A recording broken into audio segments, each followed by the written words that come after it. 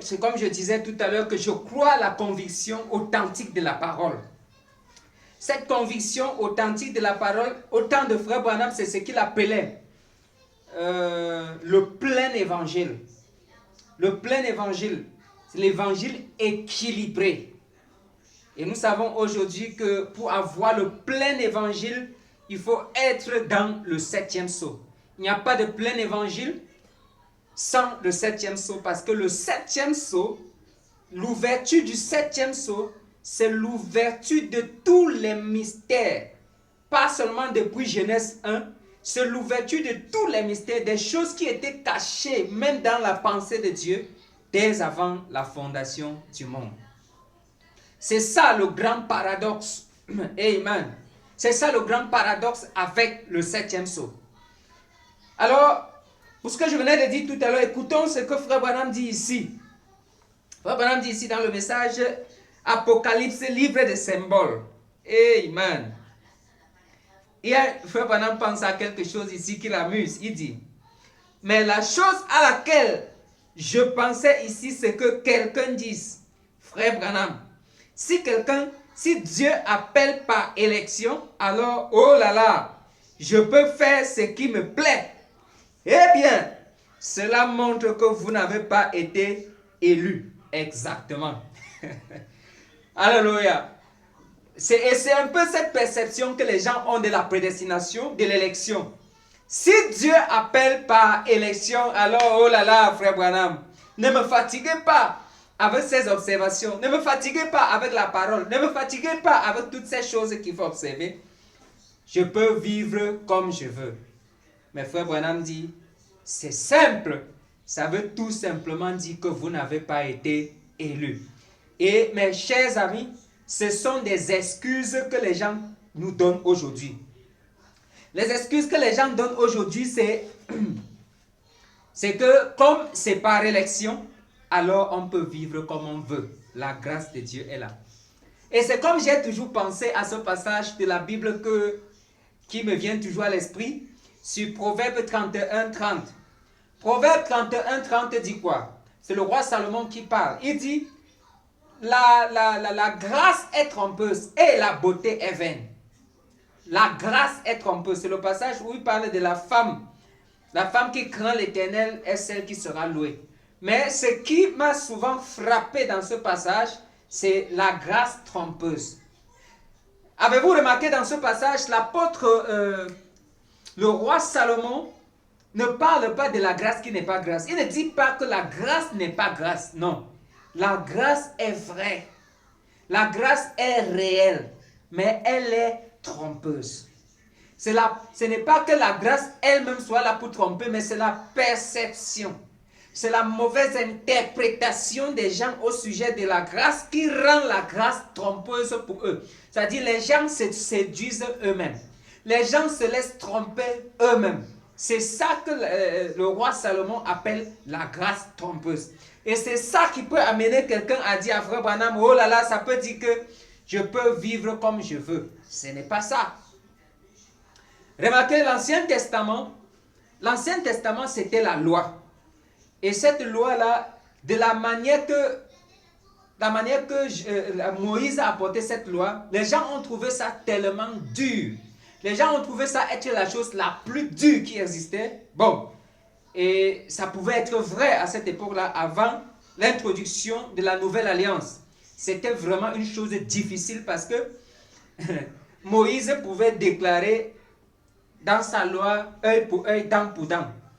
Celui qui transgresse une seule loi de Moïse sur la déposition de 2 ou 3 témoins sera mis à mort, sera puni de mort. La loi de Moïse, c'était quoi? C'était un policier qui te prenait, t'accusait et te jetait en prison, mais pourtant n'avait pas de remède pour te sortir de cette prison.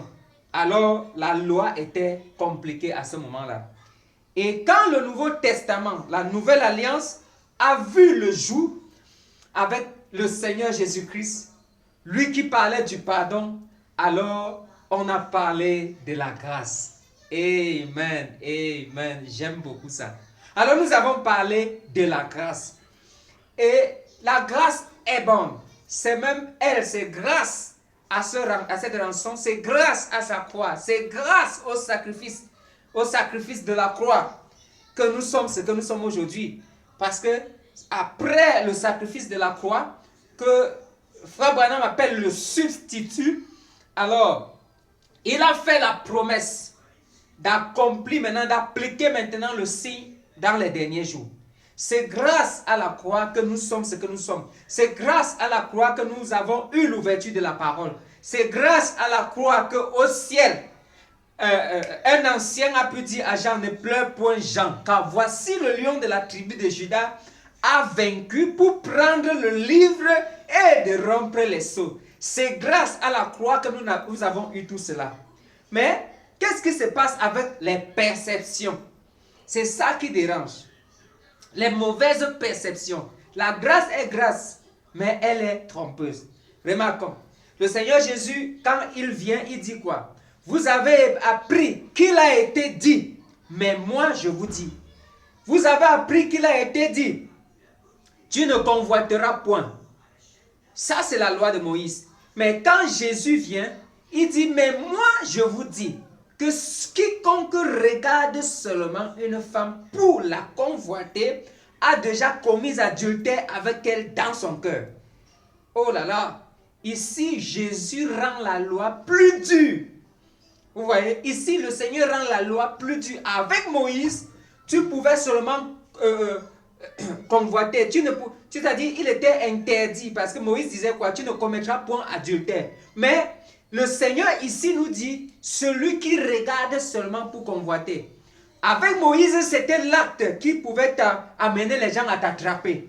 Mais ici, on t'attrape même sans que tu ne passes à l'acte. Qui t'attrape? La parole du Seigneur t'attrape. La condamnation t'attrape. La culpabilité t'attrape sans que tu ne sois même passé à l'acte. Nous voyons ici que la grâce du Seigneur Jésus-Christ est même plus dure. D'ailleurs, Frère Branham appelle la grâce du Seigneur Jésus la loi amplifiée. La loi amplifiée. Or maintenant, quel est le privilège que nous avons avec la grâce? Le privilège que nous avons avec la grâce du Seigneur, c'est que je peux commettre une erreur. Étant sur le chemin du devoir, je peux commettre une erreur. Mais si je suis réellement sincère, et que je demande pardon de tout mon cœur, le Seigneur me pardonne. Il oublie cela. Mais avez-vous remarqué, le pardon ne me fait pas sauter les échelons. C'est ce que nous devons remarquer, c'est ce que nous devons pas oublier. Le pardon ne me fait pas sauter les échelons. Le Seigneur me pardonne et me donne la possibilité de montrer réellement si j'étais sincère. Et si j'étais réellement sincère, alors je progresserai. Pourquoi? Parce que j'étais focalisé sur la progression. Amen. Parce que l'apôtre Paul disait même à Timothée, concentre-toi, travaille avec détermination pour que tes progrès soient évidents. Parce que quand on est en Dieu, en Jésus-Christ, nos progrès doivent être évidents. Mais qu'est-ce qui se passe aujourd'hui? Pourquoi avec le message? Pourquoi avec la parole interprétée? Amen.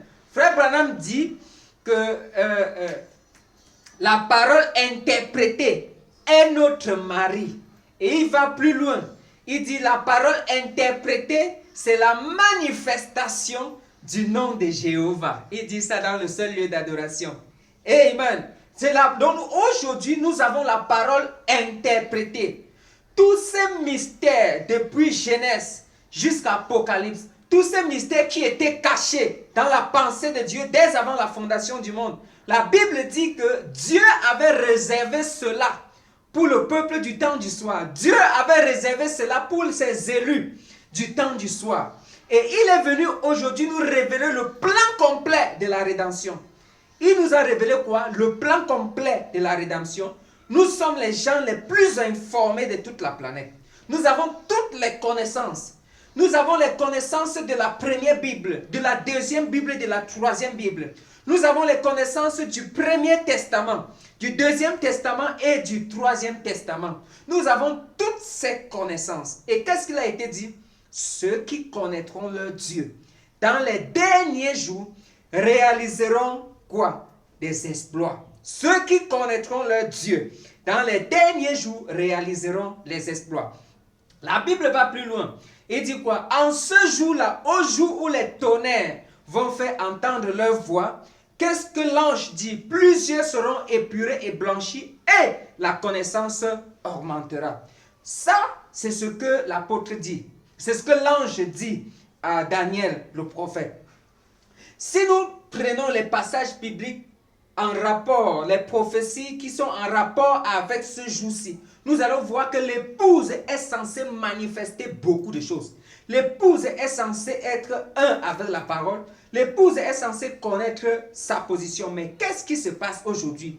Pourquoi parfois, avec certaines personnes, certaines églises, on peut constater, comment je peux appeler ça?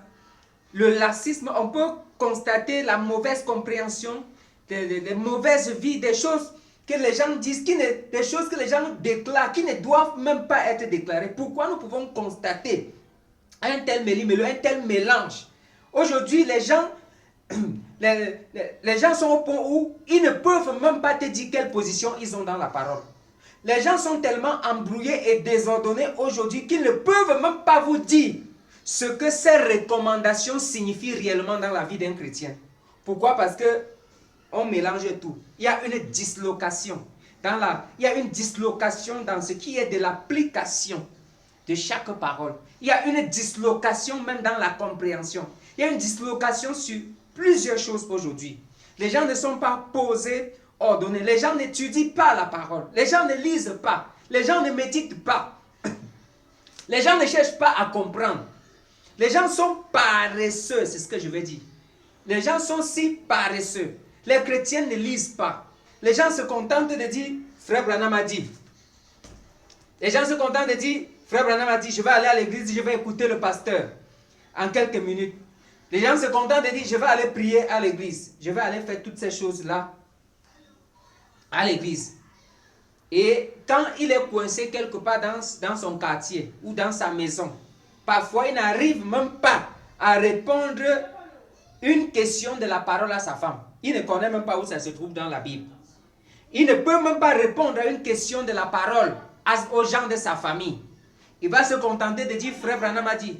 Qui t'a dit que là dans le quartier, là où nous cherchons à attraper les gens, à les amener en Dieu, c'est en allant dire, Frère Branham a dit, nous sommes censés connaître la Bible. Nous sommes censés connaître le message.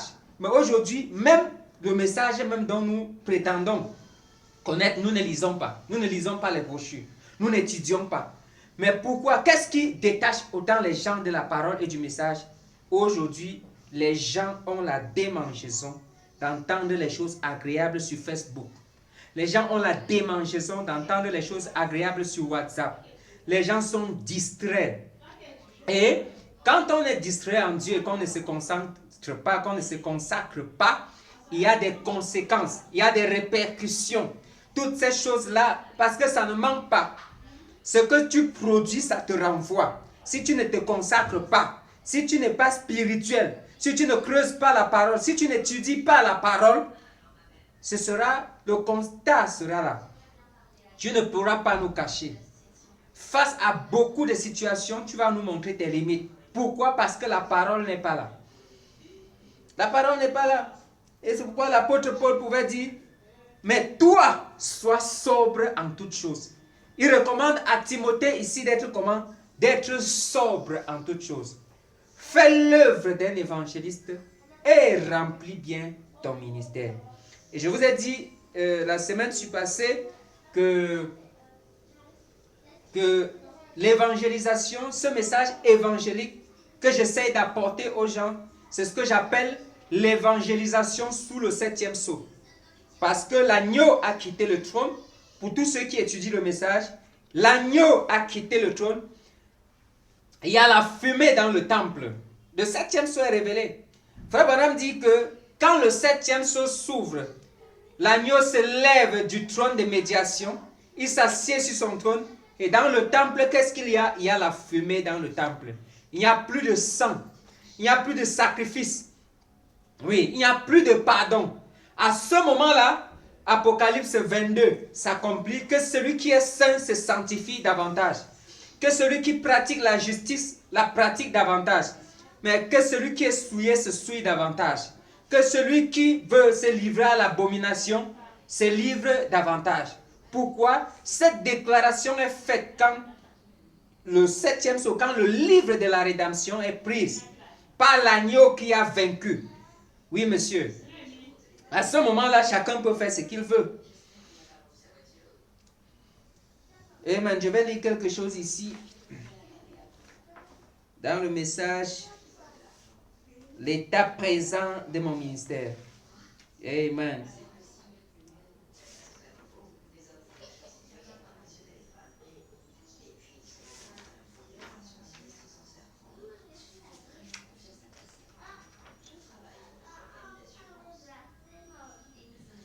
Voilà. Voici l'une des choses qui m'a beaucoup frappé là quand je lisais au sujet de Démas qui avait abandonné Paul. Et remarquez, c'est Frère Branham qui parle, c'est à la page 16 du message l'étape actuelle de mon ministère, au paragraphe 72. Frère Branham dit ici, et là, Démas voyait Paul, un homme qui avait un tel ministère et pourtant qui était si pauvre qu'il ne possédait qu'un seul manteau. Et il voulait que Timothée le lui apporte, un seul manteau. Mais Paul a donné l'exemple comme Christ, qui n'avait qu'une seule tunique. Alors pourquoi les richesses et l'abondance d'argent et toutes ces choses ont-elles tant d'importance pour les gens aujourd'hui? Maintenant, remarquez, il avait une telle puissance que si quelqu'un... Oh là là! Voilà. Frère Branham, ici au début, avant d'arriver à cette citation que je viens de lire, va dire que je ne pense pas que Démas était un rétrograde. Je ne pense pas qu'il avait rétrogradé pour rentrer dans le monde et boire et se conduire mal. Il dit, je pense que Démas était un homme rempli de l'esprit. Mais qu'est-ce qui a amené Démas ainsi que les autres à abandonner Paul? Frère Branham dit, c'était par amour pour le siècle présent. Frère, l'amour du siècle présent, même ta maman peut t'abandonner. L'amour du siècle présent, je dis bien l'amour du siècle présent, quelqu'un peut même préférer l'argent à toi. L'amour du siècle présent, ta femme peut t'abandonner. L'amour, par amour pour le siècle présent, tout peut te décevoir. Tout peut te décevoir. Dans le siècle présent, la seule personne qui ne peut pas te décevoir, c'est le Seigneur Jésus-Christ. Et c'est d'ailleurs la seule personne qui était restée avec Paul. Parce que c'est l'ami fidèle. Il ne déçoit jamais. Jésus-Christ ne déçoit jamais. Peu importe les temps et les circonstances. Peu importe les temps et les circonstances. Notre Seigneur, notre roi, il reste et demeure l'ami fidèle. Et à toi qui m'écoutes ce soir, toi qui m'écoutes, j'aimerais te dire ceci. Frère Branham a dit, ceux qui ont abouti à quelque chose dans les générations, dans l'époque, dans les générations passées. Et à son jour, lui-même, il dit, ceux qui aboutiront à quelque chose ici au Branham Tabernacle.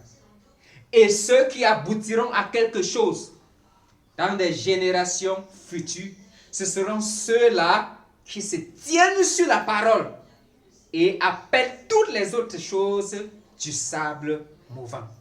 Frère Branham dit, un vrai chrétien, c'est un nazirien. Un vrai chrétien, et le naziréat, c'est quoi?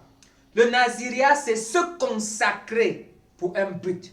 Se détacher du monde et se consacrer pour le but. Quel but? Les intérêts du royaume de Jésus-Christ.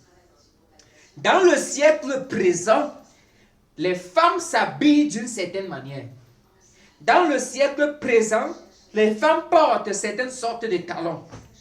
Dans le siècle présent, les femmes sont constamment sur WhatsApp, sur Facebook, publiant des choses sales, publiant leurs images pour amener les hommes à les convoiter même à partir du téléphone, à partir de Facebook. Dans le siècle présent, les gens ont la démangeaison d'entendre les choses agréables.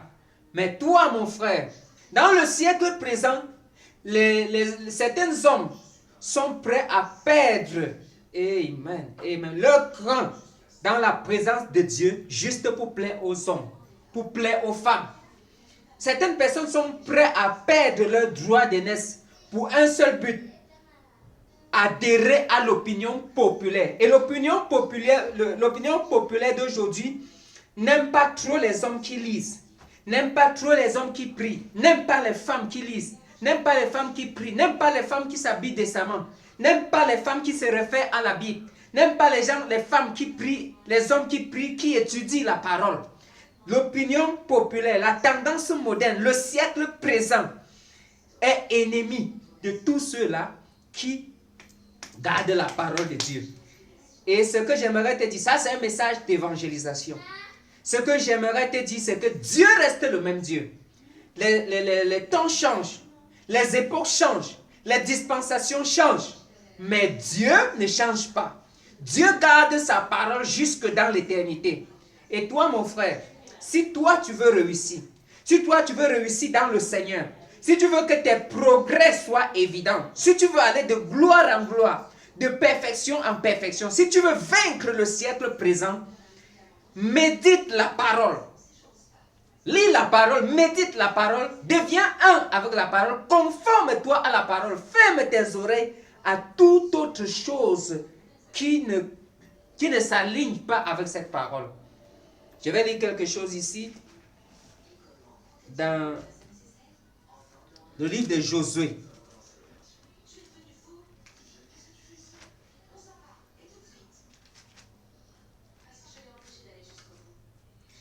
Je vais lire ici, là où Dieu parle à Josué sur la méditation, sur comment faire pour réussir aujourd'hui. C'est Josué le chapitre 1 aujourd'hui. Les gens ne veulent plus lire aujourd'hui. Les gens ne veulent plus écouter. Les gens pensent que ceux qui lisent sont des gens qui n'ont rien à faire. Ce sont des détraqués. Mais ils veulent réussir dans le Seigneur. Ils veulent prendre les promesses de bénédiction pour s'en sortir. Mais écoutons ce que Josué dit ici. Après la mort de Moïse, si nous voulons remplacer les X par leur valeur, c'est Branham.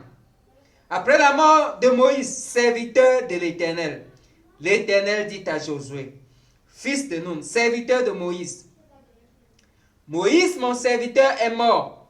Maintenant, lève-toi, passe ce Jourdain, toi et tout ce peuple, pour entrer dans le pays que je donne aux enfants d'Israël. Tout lieu que foulera la plante de votre pied, je vous le donne comme je l'ai dit à Moïse. Vous aurez pour territoire depuis le désert et le Liban jusqu'au grand fleuve, le fleuve de l'Euphrate. Tout lieu, tout le pays des Étiens et jusqu'à la grande mer vers le soleil couchant. Nul ne tiendra devant toi tant que tu vivras. Je serai avec toi comme j'ai été avec Moïse. Je ne te délaisserai point, je ne t'abandonnerai point. Fortifie-toi et prends courage, car c'est toi qui mettras ce peuple en possession du pays que j'ai juré à leur père de leur donner. Fortifie-toi seulement et aie bon courage, en agissant fidèlement selon toute la loi que Moïse, mon serviteur, t'a prescrite. Ne t'en détourne ni à droite ni à gauche, afin de réussir dans tout ce que tu entreprendras. Que ce livre de la loi, que ce message, que cette parole, que ce livre de la loi ne s'éloigne point de ta bouche. Médite-le, on n'a pas dit seulement de lire. Médite-le jour et nuit pour agir fidèlement selon tout ce qui est écrit. Car c'est alors que tu auras du succès dans tes entreprises. C'est alors que tu réussiras. C'est clair. Josué doit succéder Moïse. Frère Branham n'est plus. Le prophète n'est plus. Mais le message est là. Le message que Dieu a donné au prophète pour nous est là. Et Josué est appelé à réussir. Comme tout homme aujourd'hui appelé à réussir. Mais quelle est la recommandation de Dieu aujourd'hui? Ne t'en détourne ni à gauche ni à droite. Fortifie-toi et aie du bon courage. Que ce livre de la loi ne s'éloigne point de ta bouche. Médite-le jour et nuit. C'est alors que tu auras du succès. C'est alors que tu réussiras. Voilà là où se trouve la réussite. Mais qu'est-ce qui se passe? L'amour du siècle présent, la démangeaison d'entendre les choses agréables dans ce siècle a éloigné les gens de la méditation, a éloigné les gens de la lecture, a éloigné même certains prédicateurs de la Bible, de la lecture, de la méditation. Ils ne peuvent pas rester devant la Bible pendant 30 minutes. N'en parlons pas d'une heure de temps. Ils ne peuvent pas prendre une brochure et la terminer. Qu'est-ce qui se passe? Tellement de choses, tellement de troubles, les réseaux sociaux, tellement de troubles, la démangeaison d'entendre ceci et cela, la déconcentration par-ci et par-là. Pourtant, le messager nous dit, creusez la parole, lisez la parole, étudiez la parole pour éviter la tribulation. Et la Bible nous dit ici que ce livre de la loi, que ce message ne s'éloigne point de toi. Médite le message jour et nuit. Oh, cher pasteur, cher membre de l'église, cher frère, qui que tu sois, je m'adresse aux croyants dans le monde entier. Voici la clé de la réussite. Médite le livre jour et nuit. Médite le message, médite la parole jour et nuit. Ne t'en détourne ni à gauche ni à droite. C'est alors que tu auras du succès. C'est alors que tu réussiras. Gloire à Dieu. Voilà, c'est ici que se trouve la réussite. Je vais également lire Psaume le chapitre 1. Psaume le chapitre 1.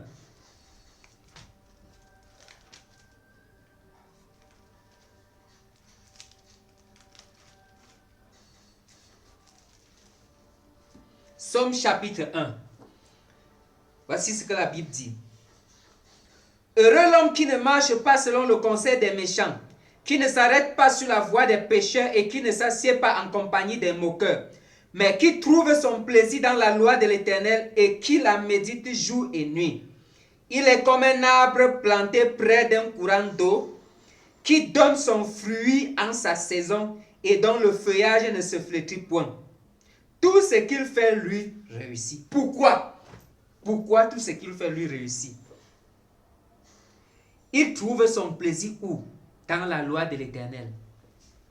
Et il la médite, il médite la loi jour et nuit. Ce n'est pas seulement la nuit, ce n'est pas seulement la nuit, même le jour. Et quel est le sort de cet homme qui trouve son plaisir dans la loi de l'Éternel pour la méditer jour et nuit? Il est comme un arbre. Et nous savons que dans la Bible, l'arbre est un homme. Un homme qui est planté près d'un courant d'eau et qui donne son fruit en sa saison et dont le feuillage ne se flétrit point. Voilà le sort d'un homme qui lit la parole, qui médite la parole jour et nuit, qui se détourne du siècle présent.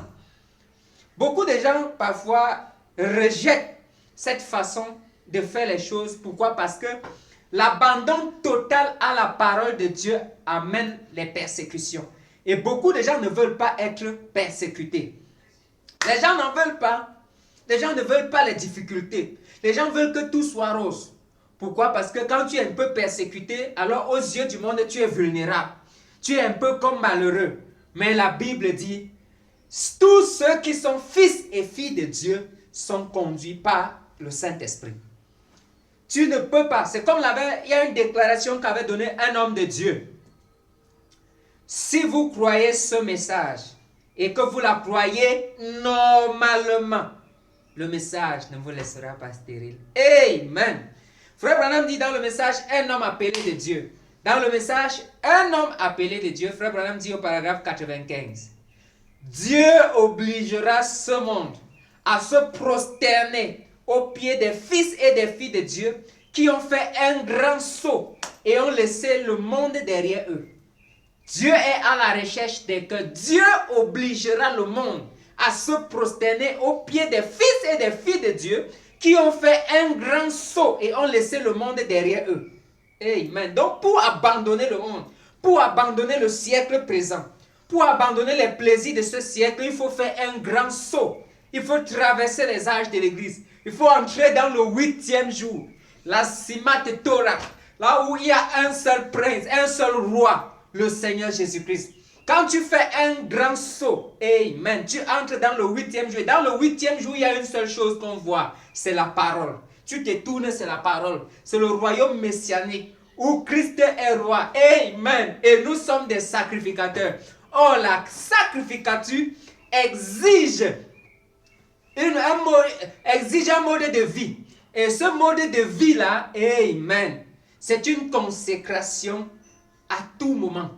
C'est une vie de prière et de méditation à tout moment.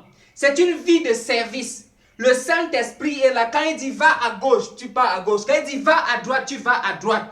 Amen. C'est comme ça que ça se passe dans la vie d'un homme qui est né à l'ouverture de la parole. Et qu'est-ce que la promesse de la citation dit? Dieu obligera le monde. Tu ne peux pas t'abandonner totalement à cette parole sans qu'à la fin, Dieu n'oblige certaines situations à se plier à tes pieds. Si tu restes fidèle à la parole, à la méditation, si tu restes fidèle à la lecture de la Bible, Dieu obligera certaines situations. Les gens pensent que c'est le fait d'aller à l'église et crier et faire les grands sauts en haut et crier Amen en désordre qui change leur situation. Tu peux faire ça durant toute ta vie sans jamais obtenir un résultat. Mais il suffit que quelqu'un, un homme conscient, un homme puisse venir et prendre la parole de Dieu au mot, se tenir sur cette parole. Je te dis mon frère, excuse-moi, un homme qui prend, qui respecte, qui se conforme à ses principes en quelques années seulement peut opérer de grands miracles, peut obtenir de grands résultats par rapport à toi qui est là, qui est paresseux et qui ne veut rien faire. Celui qui travaille réellement, qui respecte réellement ses principes, qui écarte la modernisation, qui écarte l'opinion populaire, qui écarte la tendance moderne, qui écarte l'amour du siècle présent ne peut pas rester stérile. Le message est vrai. Si nous allons plus loin dans le livre de l'Apocalypse, quand le Seigneur parle, il dit quoi? À plusieurs reprises, je crois au début et à la fin, il dit quoi? Heureux celui qui lit et qui entend les paroles de prophétie de ce livre. Heureux celui qui lit et qui entend les paroles de prophétie. Ici, nous sommes dans l'Apocalypse. Et Frère Branham dit quoi? Frère Branham dit le livre de l'Apocalypse, et gloire à Dieu. Il dit le livre de l'Apocalypse, c'est le seul livre à avoir été écrit par Jésus-Christ lui-même au moyen de son apparition en personne à l'apôtre Jean sur l'île de Patmos. Amen. Voilà, et Frère Branham dit, et si nous remarquons, une bénédiction spéciale est accordée à ceux qui ont une attention particulière à ce livre de l'Apocalypse. Or, la question que je peux me poser, c'est que combien de fois as-tu même déjà lu ce livre? Combien de fois, toi qui m'écoutes là, qui me regardes là, combien de fois as-tu déjà lu? As-tu déjà médité sur le livre de l'Apocalypse? Combien de fois, depuis que tu as cru le message, combien de fois as-tu déjà médité et travaillé sur le livre de l'Apocalypse pour comprendre les événements, pour comprendre le 7e sceau, pour comprendre les trompettes, pour comprendre les coupes? Combien de fois as-tu déjà médité sur ça? N'en parlons pas des autres livres. Mais ici, c'est parce que Frère Branham dit qu'une bénédiction particulière, est accordée à ceux-là qui ont une attention particulière à ce livre. Donc, mes frères et sœurs, ce n'est pas pour être malveillant. Ici, ce message s'adresse à tous les croyants du monde entier. Que tu sois pasteur, que tu sois évêque, que tu sois diacre, que tu sois administrateur, que tu sois concierge, qui que tu sois. C'est une exhortation. Ce n'est pas une attaque. C'est une exhortation. Nous devons, il y a beaucoup de choses qu'il faut dire sur le siècle présent. Le siècle présent a beaucoup de réalités dont vous-même vous connaissez. Vous n'avez pas besoin de moi pour connaître, mais seulement j'ai voulu juste attirer votre attention sur les grands points. Et vous qui m'avez écouté, je prie que Dieu vous bénisse. Que Dieu vous accorde sa grâce qu'il vous comble. Shalom.